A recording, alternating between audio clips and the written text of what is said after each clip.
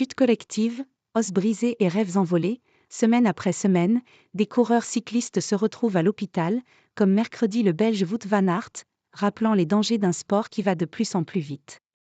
Ces 4 derniers jours, 3 courses ont été marquées par des gadins aussi spectaculaires que douloureux. En France, la moitié du peloton s'est retrouvée par terre, la chair meurtrie, dimanche lors de la route Tourangelle.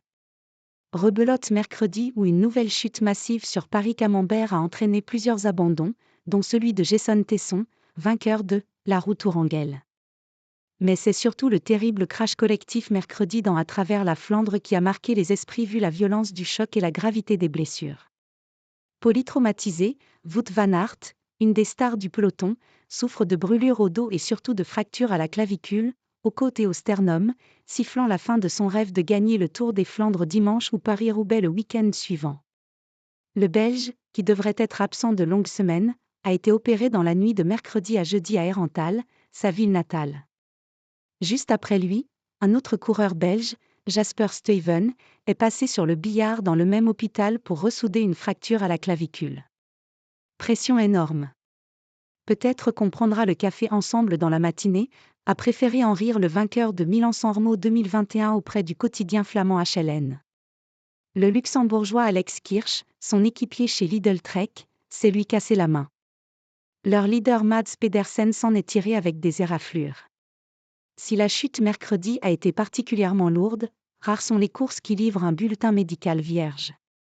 Depuis le début de la saison, des dizaines de coureurs ont fini dans l'ambulance. Rien que le mois dernier, ils sont plusieurs, Sénéchal, Rui Costa, Johannessen, Lehmann, Capio, Ackermann, Kelderman, J, à s'être cassé la clavicule, la fracture des cyclistes.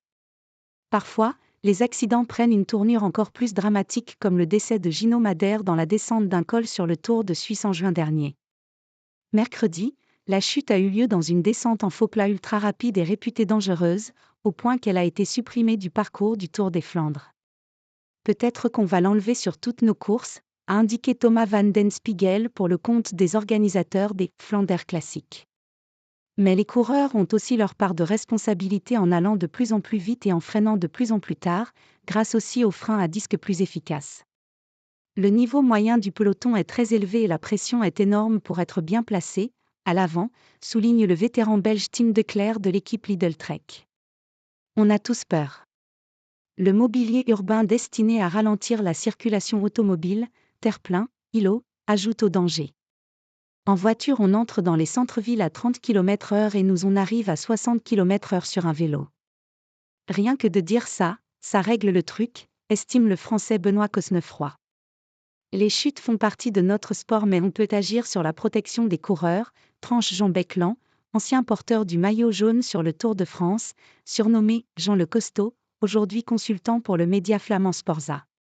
Ce proche de Wout van Aert propose une sorte d'airbag à mettre sur le dos comme au ski. On a besoin de mesures qui atténuent les conséquences d'une chute, insiste-t-il. En attendant, les coureurs font avec ce jeu de massacre et les dégâts physiques mais aussi psychologiques qu'il occasionne. Un coureur comme le Français Pierre Latour n'arrive pas à surmonter sa peur de chuter dans les descentes, lors desquelles il est systématiquement lâché. L'Espagnol Enric Mas a souffert de la même paralysie avant de vaincre le mal au fil du temps.